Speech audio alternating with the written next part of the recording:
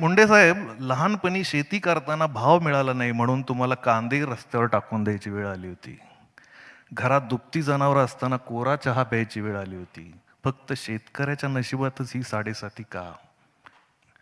प्रिय तुकाराम मुंडे सर, पिढ्यानपिढ्या घरात जेवताना लोक आधी देवाचं नाव घेतात, पण आजकाल हॉटेलमध्ये जेवताना लोक आधी तुमचं नाव घेतात. तुम्ही अन्न पदार्थात भेसळीच्या विरोधात उघडलेल्या जोरदार मोहिमेमुळे संपूर्ण देशात तुमच्यावर कौतुकाचा वर्षाव होतोय, पण आमची अडचण वेगळी आहे. तुमच्यामुळे आमच्यासारख्या सामान्य माणसाला जो मानसिक त्रास होतोय याची तुम्हाला कल्पना तरी आहे का? अहो, आमचं अर्ध आयुष्य हॉटेल किंवा रस्त्यावर वडापाव, पाणीपुरी, भेळ खात आलोय आम्ही, आणि अचानक एक दिवस तुमच्यामुळे लक्षात येतं की तिथं झुरळ होते, भेसळ होती, पनीर डुप्लिकेट होतं. अहो, अज्ञानातल्या सुखात जगत होतो आम्ही, आणि आता तुम्ही एवढ्या वर्षांनी आम्हाला जागं करताय. हे म्हणजे सोयाबीन समजून जेवण करणाऱ्या माणसाला, शाकाहारी माणसाला हात धुताना कसं वाटलं चिकन म्हणण्यासारखं आहे. आमचा मित्र म्हणाला की खरं तर सध्याच्या काळात कॉक्रोचचा राग धर्मेंद्र प्रधान यांना यायला पाहिजे, पण प्रधानांपेक्षा मुंडेच जास्त चिडतात कॉक्रोच बघून. अर्थात तुम्ही हॉटेलमधल्या खऱ्याखुऱ्या कॉक्रोचला बघून चिडताय हे बरं आहे, आणि त्यासाठी लोकांनी तुमचे मनातून आभार मानले. उशिरा का होईना सावध केल्याबद्दल आभार. तुमच्यामुळे रात्री उशिरा घरी आलेल्या नवऱ्याकडे बायकोने संशयाने बघावं, तसे आता आम्ही पनीरकडे बघतो. तुमच्यामुळे आईस्क्रीम बद्दल पण संशय वाटायला लागला. आमचा मित्र हातात आईस्क्रीमचा कोन आला की ऐश्वर्या रायचा फोन आल्यासारखा चेहरा करायचा. आता आईस्क्रीमचा कोन दिसला की बायकोचा फोन आल्यासारखा चेहरा करतो. हॉटेलमध्ये गेल्यावर आधी फक्त पैशांची चिंता वाटायची, आता पदार्थांची चिंता वाटते. काही हॉटेल मालक पैसे घेऊन पण आपण लोकांना जेवू घालतो म्हणजे उपकार करतो अशा थाटात गल्ल्यावर बसायचे, डोनाल्ड ट्रम्प सारखा चेहरा करून. आता अचानक ते इटलीच्या मेलोनीबाई सारखे प्रेमळ दिसायला लागले.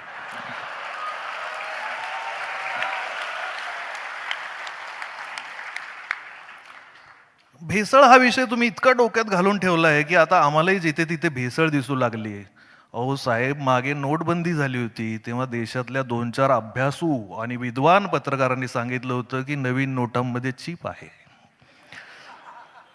साहेब, लोकांनी त्या नादात नोटा फाडल्या, पण चीप काही दिसली नाही, तिथेही भेसळ. बातमीच्या नावाने आता न्यूज चॅनल सर्रास अफवा दाखवतात, पण पत्रकारितेतली ही भेसळ काही सहजासहजी थांबणार नाही. कारण कोणीतरी म्हणालंय, लोकांना मूर्ख बनवणं सोपं आहे, समजावणं अवघड आहे.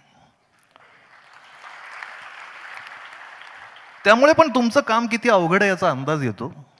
आमचा एक गावाकडचा मित्र एका भोंदू बाबाकडे गेला. बाबाने त्याला कसली तरी पावडर दिली आणि खा म्हणाला. 1 वर्षात तुझी स्वतःची नवी कोरी जीप येईल.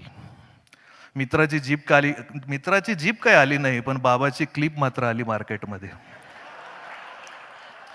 मित्र आता व्हॉट्सअप ग्रुपवर लोकांना मेसेज पाठवतो, निदान मला क्लिप तरी पाठवा.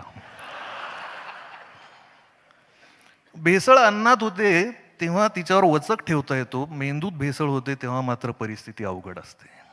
तुमच्याबद्दल एक जण सांगत होता, आजकाल तुकाराम मुंडे ट्रेंडिंग आहेत. मी माझ्या पोस्ट तुकाराम मुंडे हॅशटॅग वापरून टाकतो. काही लोकांसाठी तुमचा त्याग महत्वाचा आहे, काही लोकांसाठी तुमचा हॅशटॅग महत्वाचा आहे. असो, पूर्वी लहान मुलांना फुकट चॉकलेट देऊन पळवून नेणारी टोळी होती. आता मोठमोठ्या माणसांना चॉकलेट, बर्गर, फ्रेंच फ्राईज अशा गोष्टी विकत घ्यायला लावून बरबादीकडे वळवणारी टोळी प्रत्येक चौकात आहे.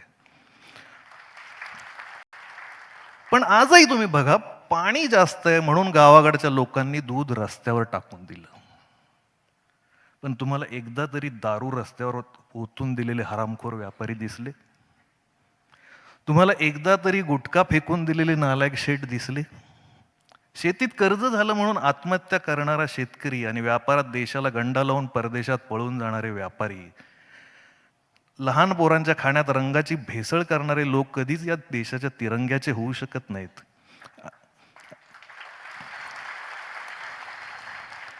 आणि इथले दारूत 50% केमिकल पिणारे लोक शेतकऱ्याकडून ऑर्गॅनिक पिकाची अपेक्षा करतात.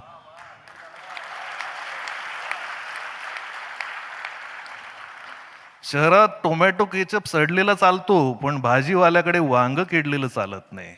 या लोकांना कसं सांगणार? जे अस्सल आहे ते ओबडधोबडच असणार.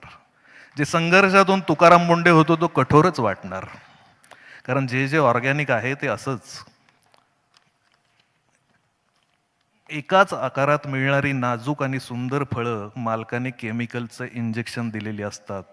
तुकाराम मुंडे यांच्यासारखं गावरान बीज आपले संस्काराचे आणि मातीचे मूळ गुण सोडत नाही. ते नाठाळाच्या माथी हाणू काठी असंच म्हणणार, कायम म्हणणार. मुंडे साहेब, लहानपणी शेती करताना भाव मिळाला नाही म्हणून तुम्हाला कांदे रस्त्यावर टाकून द्यायची वेळ आली होती. घरात दुभती जनावरं असताना कोरा चहा प्यायची वेळ आली होती. फक्त शेतकऱ्याच्या नशिबातच ही साडेसाती का?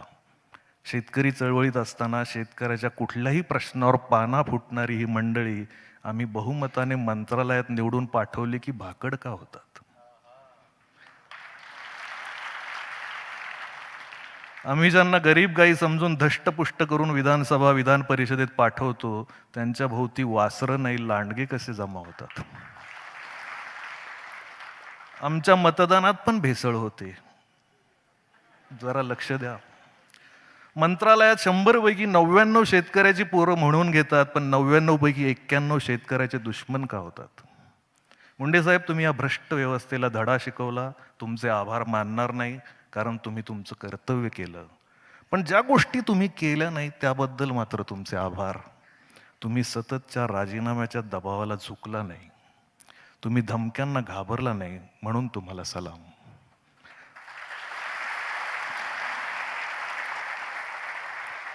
व्यवस्थेला जाब विचारणाऱ्या महाकवी संत तुकारामांचं नाव तुम्हाला देणाऱ्या दूरदर्शी आई वडिलांना साष्टांग नमस्कार. ताजा कलम. तुम्हाला अन्न पदार्थातली भेसळ कळते, पण एक सांगावं वाटतं, आजच्या जमान्यात कौतुकातही भेसळ असते.